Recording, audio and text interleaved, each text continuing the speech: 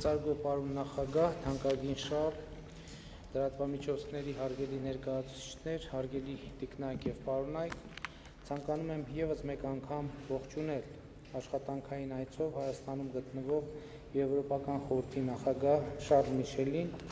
գործընկերոջս հետ տեղ ունեցած արդյունավետ եւ կառուցողական զրույցների ժամանակ մտքեր ենք փոխանակել Հայաստանի եւ Եվրոպական միության միջև ծավալված ակտիվ համագործակցության, համատեղ ծրագրերի, ինչպես նաև հարաբերությունների հետագա զարգացմանն առնչվող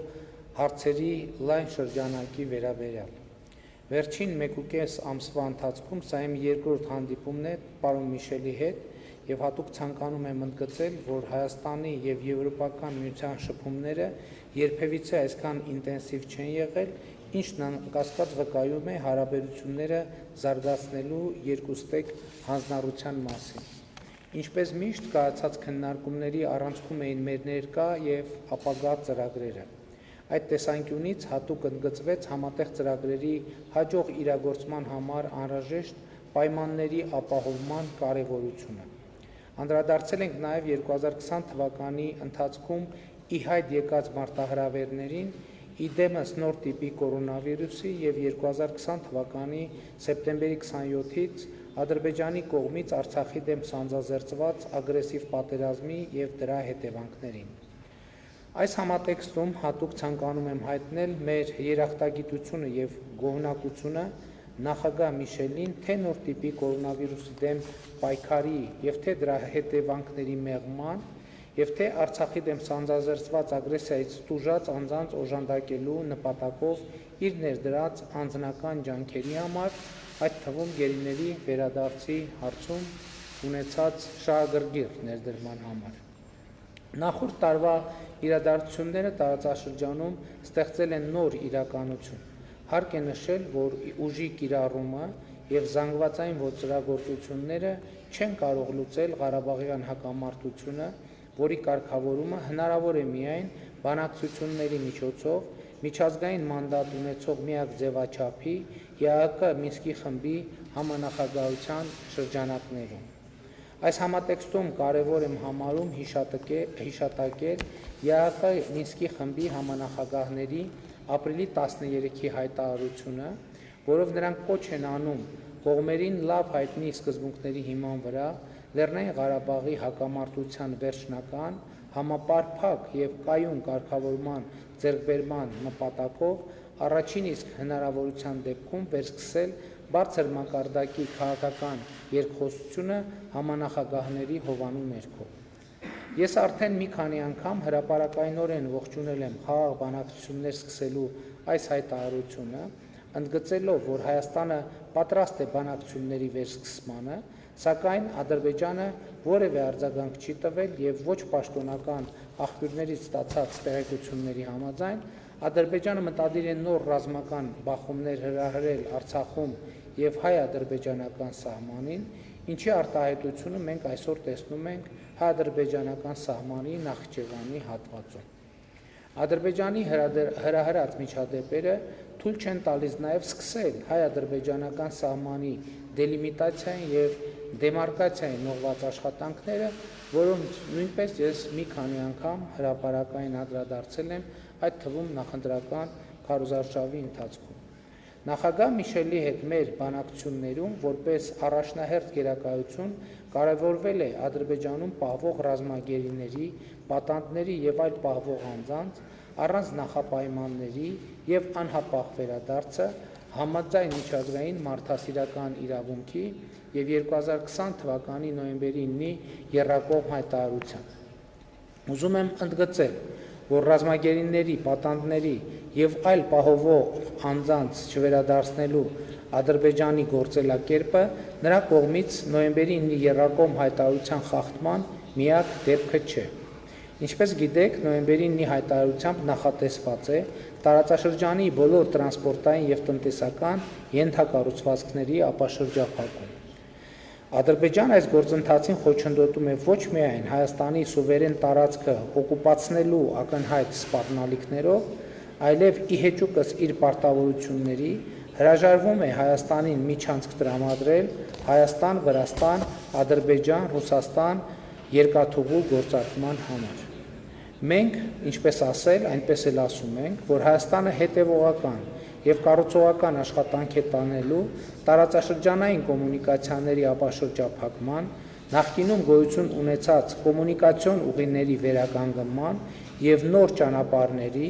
մասնավորապես հյուսիս-հարավ մայրուղու կառուցման համար եւ այստեղ չափազանց կարեւոր է Եվրամիության աջակցությունը։ Այս համատեքստում ցանկանում եմ մեր երախտագիտությունը հայտնել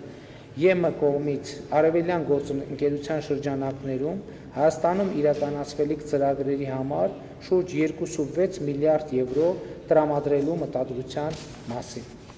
Ինչպես արդեն հայտնի է, այդ միջոցներով իրականացվելու են 7 ուղենշային ծրագրեր, որոնք ի սկզբանե այդ ուղենշային ծրագրերը 5-ն էին,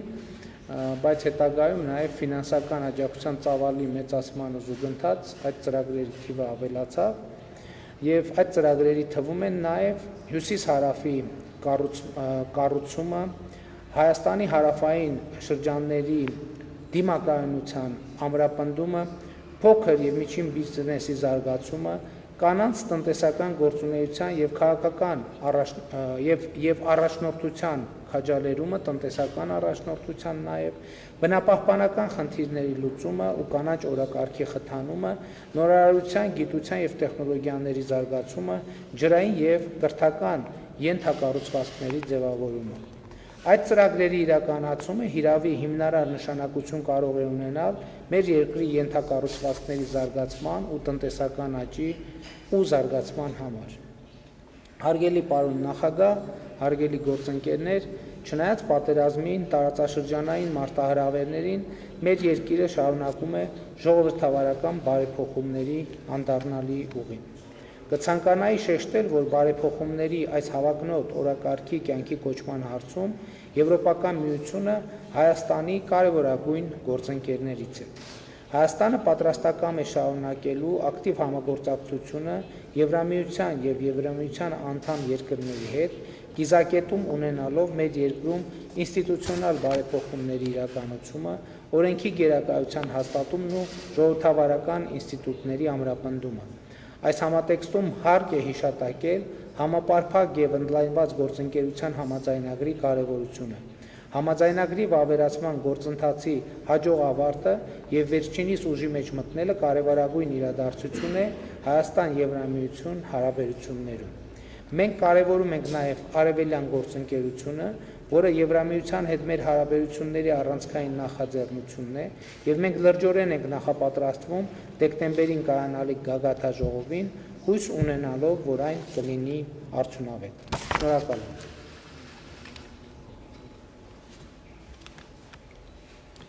Merci, Monsieur le Premier ministre, cher Nicole. C'est un plaisir pour moi, un honneur pour moi d'être de retour dans votre beau pays, l'Arménie, une visite officielle il y a 3 ans. Ես արդեն ունեցել 3 տարի առաջ պաշտոնական այցով այստեղ այցելել որպես Բելգիայի վարչապետ։ Այսօր ես այցելեցի ցեղասպանության հուշահամալիրը, որտեղ 3 տարի առաջ ես մի ծառ էի տնկել հուշահամալիրում։ Ես ցանկանում եմ նախ եւ առաջ ձեզ ողջունել, ձեզ շնորհավորել ընտրության արդյունքների համար, որի արդյունքում դուք մանդատ եք ստացել, որը լեգիտիմություն է ձեզ տալիս գործելու եւ բարեփոխումները իրագործելու համար եւ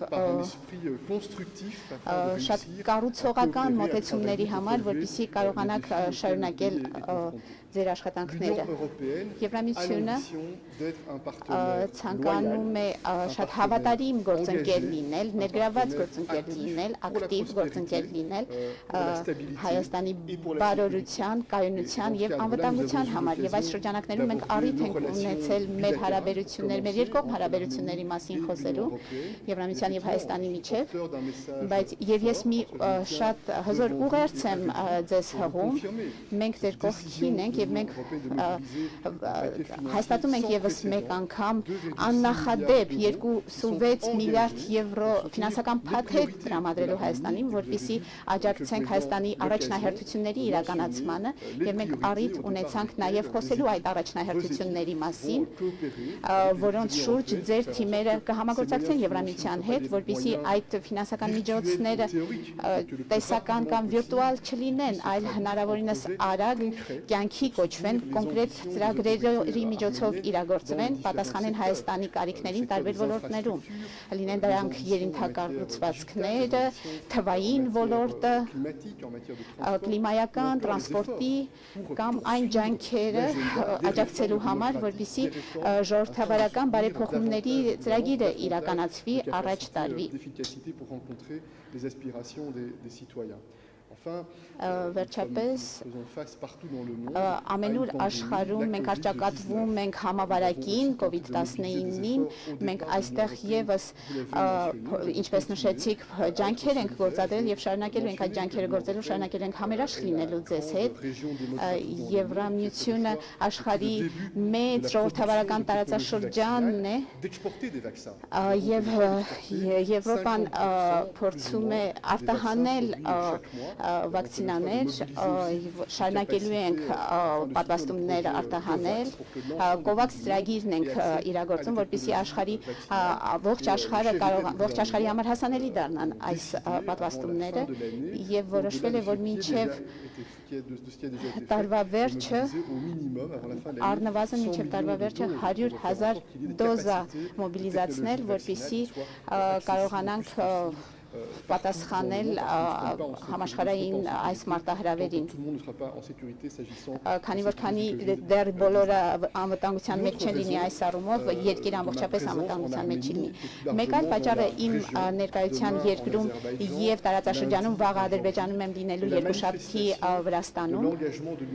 այն է, որ Եվրամիությունը ցանկանում է իր ներգրավվածությունը արտահայտել այս տարածաշրջանում, մենք ցանկանում ենք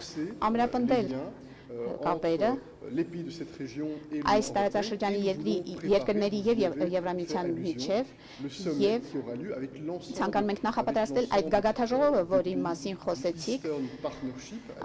արևելյան գործընկերության բոլոր երկրների հետ, բացառությամբ Բելարուսի, որի մասնակցությունը դեռ արգախված է, գագաթաժողովի, որը տեղի կունենա դեկտեմբեր ամսին։ Եվ այս առումով ինձ համար կարևոր է միաժամանակ լսել տարբեր պատասխանատուներին երկրների եւ փորձել հասկանալ ինչպես կարող ենք համատեղ աշխատել այդ գագաթաժողովի ժամանակ, որպեսզի նոր լիցք հաղորդենք մեր հետագա աշխատանքներին եւ առաջկա ամիսներին մենք ցանկանում ենք շարունակել ձեզ հետ աշխատել, պարոն վարչապետ, որպեսզի առաջ գնանք որոշակի հարցերի շուրջ։ Բնականաբար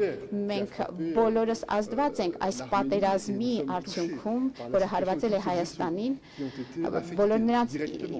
իրավիճակով, որոնք այս կամ այն կերպ տուժել են այս պատերազմից եւ իդեպ այստեղ ցանկանում էի իմ հարգանքի տուրքը արտահայտել բոլոր տուժածներին եւ նրանց ընտանիքներին։ Այս առումով կարևոր է նաեւ որոշ թեմաներ առանձնացնել եւ ցանկանում եմ եւս մեկ անգամ հաստատել, որ Եվրամիությունը աջակցում է, պատրաստ է աջակցել Մինսկի խմբի շրջանակներում կատարված աշխատանքներին։ Մենք ցանկանում ենք ոգեշնչել, շարունակել Մինսկի խմբին իր աշխատանքները եւ մենք տեսնում ենք 4 թեմա, որոնք պետք է արծարծվեն կարճաժամկետ, միջնաժամկետ եւ երկարաժամկետ կտրվածքով, որպեսզի կայունություն եւ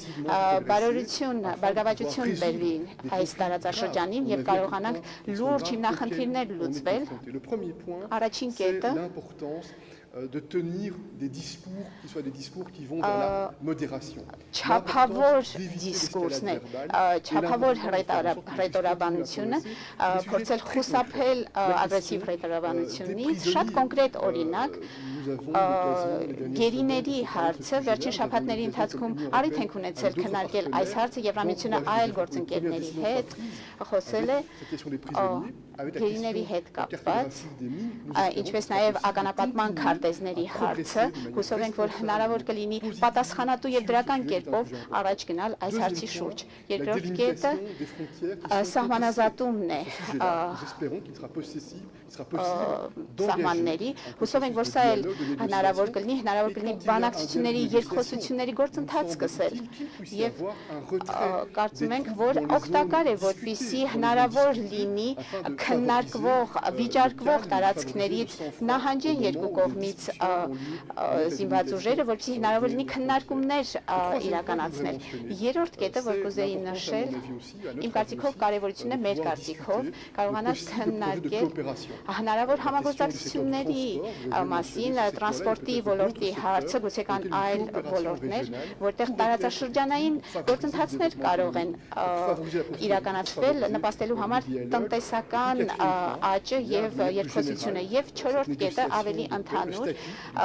կարգավիճակի հարցը, խաղաղության բանակցությունը պետք է հնարավոր լինի նաեւ արծարծել եւ ես նշում եմ նաեւ շատ ուշադիր եմ այն թեմաների շուրջ, որ դուք ներկայացրեցիք, ինչպես օրինակ մշակութային ժառանգության հարցը, որը թերևս հնարավոր լինի լուծել ՅՈՒՆԵՍԿՕ-ի նման հաստատությունների աջակցությամբ։ Տեսնում եք, որ պարոն վարչապետ, տիկնակ եւ պարոնայք,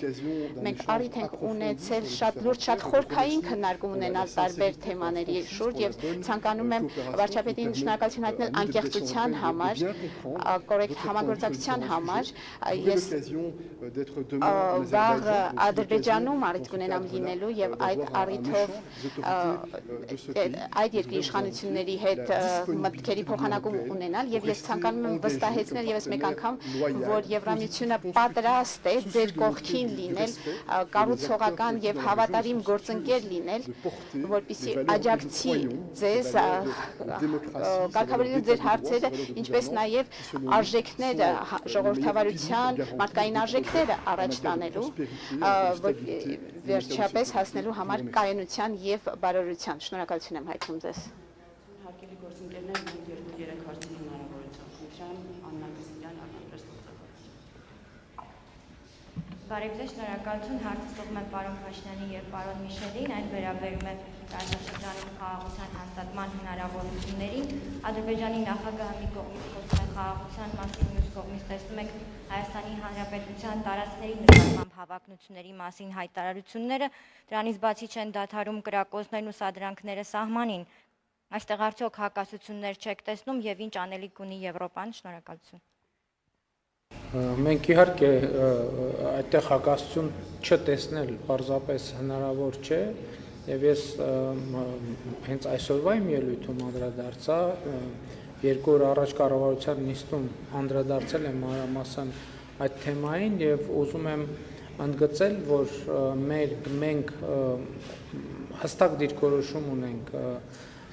սահմաններին ստեղծված իրադրության վերաբերյալ եւ մենք կարծում ենք եւ մենք պատրաստ ենք նաեւ այդտեղ կառուցողական դիրքորոշում ունենալ։ Ես անվտանգության խորհրդի նիստում առաջարկ եմ արել, խոսքը վերաբերում է զորքերի հայելային դուրս բերմանը, վերադարձին մշտական տեղակայման վայրեր, ապա սահմանագծի երկայնքով մենք հիմա նաև բանակցում ենք այդ ուղղությամբ ռուս սահմանապահների եւ կամ միջազգային դիտորդների տեղակայմանը եւ միջազգային հովանու ներքո սահմանների սահմանազատման եւ սահմանագծման աշխատանքների իրականացնելու։ Ես էլ եմ ասում, Ադրբեջանի ամբողջ քաղաքականությունը այն է, որ ինքը անդադ ուզում է կեղծ տպավորություն ստեղծել, թե Հայաստանը դեմ է խաղաղ բանակցություններին, թե Հայաստանը դեմ է խաղաղությանը, թե Հայաստանը դեմ է սահմանազատմանը, բայց իրականությունը բոլորովին այլ է։ Ամեն դեպքում ես ասում եմ, որ այսօր էլ վերահաստատեցի եւ պարոն Միշելի հետ հանդիպման ժամանակ նույնպես վերահաստատել եմ, որ մենք ողջունում ենք եւ պատրաստակամություն ենք հայտնում գործել ըստ ԵԱԿ Մինսկի խմբի համանախագահների ապրիլի 13-ի հայտարարության եւ սահմանային իրադրությունը ըստ էության այստեղ էլ կարող ենք ասել, որ միջազգային հանրության եւ մեր պատկերացումները լիովին համընկնում են, որովհետեւ մայիսի 12-ից հետո հայտարարություններով եւ գնահատականներով հանդես են եկել մի շարք երկրներ եւ նաեւ եվրոպական խորհրդարանն է բանաձև ընդունել այդ թեմայի վերաբերյալ եւ ձևակերպված մոտեցումները ընդհանուր առմամբ համահունչ են մեր պատկերացումներին եւ ես ուզում եմ նաեւ ուշադրություն հրավիրել այն փաստի վրա այո մենք խոսել ենք նաեւ այդ թեմաների մասին բայց ուզում եմ բոլորիս ուշադրություն հրավիրել այն փաստի վրա որ երբ ուսումնասիրում ենք Ադրբեջանի քաղաքականությունը տեսնում ենք որ նա տարածքային նկրտումներ ունի իր հարևանների մեծամասնության նկատմամբ այստեղ հարցը միայն Հայաստանը չէ Հիմա նրանք խոսում են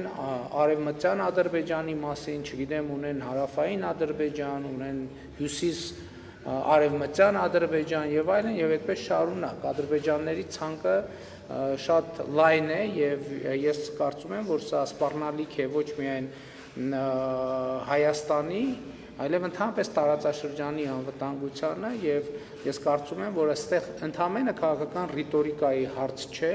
եւ երբ որ մենք ուսումնասիրում ենք թե ինչ են դասավանդում Ադրբեջանի դպրոցներում տեսնում ենք որ հարևանների նկատմամբ այդ ագրեսիվ քաղաքականությունը ելի եմ ընդգծում դա միայն Հայաստանի նկատմամբ չի այլ Ադրբեջանի հարևանների մեծամասնության նկատմամբ այդ քաղաքականությունը եւ էլ չեմ ասում որ վերջերս բացված այսպես կոչված խայտառակ ավարների պուրակը, որտեղ երեխաներին տանում են էքսկուրսիայի, դա իհարկե հարևանների ատելության շարքում Ադրբեջանի, Հայաստանը եւ Հայությանը դնում է առաջին տեղում, բայց մյուս կողմից սա ինչի համար եմ ես բարձրաձայնում, ես սա բարձրաձայնում եմ ընդգծելու համար տարածաշրջանում տևական կայունություն, խաղաղություն հաստատելու ուղղված մեր պատրաստակամությունը եւ իհարկե ինչպես մենք պատրաստ ենք ԵԱԿ Մինսկի խմբի համանախագահաների ապրիլի 13-ի հայտարարության համաձայն բանակցություններ սկսել կողմերին հայտնի ինչպես համանախագահաներն են ձևակերպել սկզբունքների հիման վրա եւ ուրախ եմ որ պարոն Միշելը նույնպես այսօր խոսեց Լեռնային Ղարաբաղի կարգավիճակի ճշգրտման եւ որոշման կարեւորության մասին, որովհետեւ հենց դա է հակամարտության կարգավորման այն տունակարը, մենք պատրաստակամ ենք նաեւ սկսել աշխատանքը սահմանների դեմարկացիա եւ դելիմիտացիայի ուղղությամբ համապատասխան պայմանների արկայության դեպքում ինչի մասին մենք բազմիցս խոսել ենք իհարկե մենք խոսել ենք նաեւ որ գերիների արկայություն այն պայմաններում երբ Ադրբեջանը ունի գրավոր պարտավորություն վերադարձնել բոլորին իհարկե էականորեն խաթարում է համագործակցային մթնոլորտը տարածաշրջանում եւ սա կարևոր օրակարգ է որի շուրջ պետք է մենք ջանքերը մեկտեղենք No, just a few words. Mi khani bar asem. We agree indeed. We want to make progress. It's important to avoid expressing aggressive rhetoric. This is the first step. Ձերբահանանք ագրեսիվ ռիտորիկա օգտագործելուց, որպեսզի հնարավորություն ընձեռվի անդրադառնալ բոլոր բաղադրիչներին եւ տարրերին, որոնց անհրաժեշտ է անդրադառնալ։ Ես բացատրեցի իմ կարծիքով, որոնք են 4 տարրերը, որոնց հանցք է անդրադառնալ, որպեսզի առաջընթաց ապահովվի դեպի ավելի շատ կայունություն, ավելի շատ անվտանգություն եւ դուք ինչպես հասկացաք, վաղը ես նաեւ հանդիպում ունեմ Ադրբեջանի նախագահի հետ, նախատեսված եւ ես կփորձեմ տեսնել թե ինչ դեր կարող է խաղալ Եվրոպական միությունը դրական կառուցողական դեր սատարելու իհարկե Մինսկի խմբին եւ նաեւ մեր փորձառությունը իսպաս դնելու Եվրոպական միության պատմությունը նույնպես հիմնված է նախկին հակամարտությունների հաղթահարմանը, բայց այդ նախկին հակամարտություններից հետո շատ լուրջ առաջընթաց եղավ Եվրոպական միության մակարդակով մենք հաջողեցինք սկզբում դա հեշտ չէր մենք կարողացանք քայլ առ քայլ առաջընթաց արձանագրել կառուցելու համար այս եզակի քաղաքական ծրագիրը հիմնված փոխադարձ հարգանքի եւ համագործակցության վրա մի կարևոր տարր որ հիշատակվեց եւ իմ կարծիքով շատ կարևոր է ամենայն հարգանքով ըստիս պետք է լինի հենց տարածաշրջանային համագործակցության խթանում օրինակ տրանսպորտային սեկտոր խնդիրները ես գիտեմ որ կան ծրագրեր երկաթգիծը ներառնող եւ այլն, սա կարող է լինել մեկ հնարավոր հատված, որի շուրջ կարող է երկխոսությունը ծավալվել։ Ես չեմ թերագնահատում դժվարությունները, ես գիտակցում եմ որոնք են խոչընդոտները եւ դժվարությունները, բայց քաղաքական կամքի արկայությունը թերևս այստեղ կարեւոր է։ Դա չի նշանակում, որ հնարավոր է մեկ օրվա մեջ ամեն հարց լուծել, սա ժամանակ կպահանջի, դժվարությունները խոչընդոտներ կլինեն, բայց առաջինը փորձելն է ավելի լավ փոխադարձաբեռնում ձևակերպել, հասկանալ որոնք են տարամետ կարծիքները, փաստարկները եւ օրինակ փորձել գտնել որոշակի հնարավոր լուծումներ։ Շնորհակալություն, հարցասողում եմ Հայաստանի վարչապետին եւ Եվրոպական խորհրդի նախագահին։ Դուք նշեցիք, որ Եվրոպական միությունը 26 միլիարդ եվրոյի աջակցություն է ցուցաբերել եւ այսպես սպանցիկ անդրադարձակներ են ոլորտի հասցեագրի ակտիվությունը խնդրում եմ, եթե հնարավոր է ավելի մանրամասն ներկայացնեք այդ ոլորտները, որոնց ուղղակի վերջը նպաստել է Հայաստանի տնտեսական ինստիտուցիոնալ զարգացմանը։ Շնորհակալություն։ Շնորհակալ եմ, իհարկե կարող եմ, առաջինը մենք առաջին ուղղությունը փոքր եւ միջին բիզնեսին աջակցությունն է, ընդ որում ուզում եմ ընդգծել, որ այդտեղ շատ կարևոր դեր ունի փոքր եւ միջին բիզնեսի նորարարությունը եւ մենք այսինքն ուղղակի ոչ թե աջակցելու ենք, այլ աջակցելու ենք փոքր եւ միջին բիզնեսի արդիականացմանը, նորացմանը եւ միջազգային ստանդարտներին համապատասխանեցմանը եւ շատ կարևորում եմ, ինչպես արդեն նշեցի, կանանց տնտեսական ակտիվության եւ առաջնորդության քաջալերումը, որովհետեւ ուզում եմ բոլորիս ուշադրությունը հրավիրել, նախկինում էլ այս թեմայի մասին խոսել եմ, մեր բնակչության մեծամասնությունը կանայք են, եւ շատ կարեւոր է, որ կանանց տնտեսական պոտենցիալը ներառվի լիարժեք երկրի տնտեսական զարգացման գործում։ Հաջորդ ուղղությունը, որը շատ կարևորում եմ, հարավային շրջանների դիմակայունության ամրապնդումն է, այդտեղ նախատեսվում է նախնականորեն 80 միլիոն եվրոյի ծրագրեր իրականացնել, այնտեղ էլ ամենատարբեր ենթակառուցվածքների, նոր գյուղատնտեսական ենթակառուցվածքների զարգացման մասին է խոսքը, մենք նաև նախընտրական քարոզարշավի ընթացքում հավաքագրել ենք առանցքային խնդիրներ, ջրի խմելու ջրի մատակարարման հետ կապված խնդիրներ կան, արոտավայրերին հասանելիության հետ կապված խնդիրներ կան, ենթակառուցվածքների խնդիրներ կան, կարծում ենք հարավային շրջանները հատկապես туриզմի շատ մեծ պոտենցիալ ունեն եւ туриզմի ոլորտում նույնպես աջակցություն պիտի ցուցաբերվի։ Հաջորդ ուղղությունը հյուսիս-հարավն է, որը ելի մեծ մասով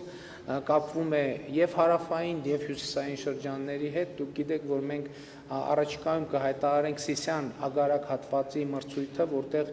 թունելներ կան եւ կամուրջներ կան, ընդ որում դա լինելու է աննախադեպ ծավալի